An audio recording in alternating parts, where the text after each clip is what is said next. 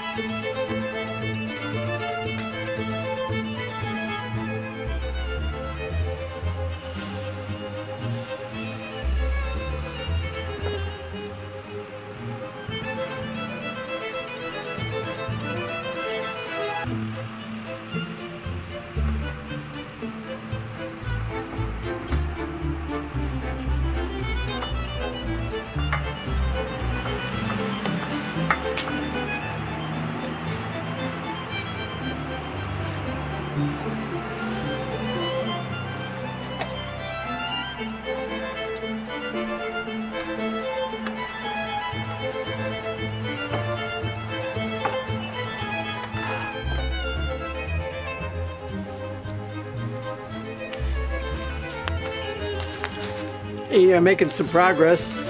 Problems with this stuff, as you can see, is it's kind of cupped. It's also doesn't have a true straight edge. Oh, can't see that. There you can. So I'm having to adjust my technique. I can't use my nailer until I get it all the way together. So you can see we've got some more wall up. And next is going to be when Hey, what we're doing right now is checking the opening on the bird's mouth, which this one is not sufficient.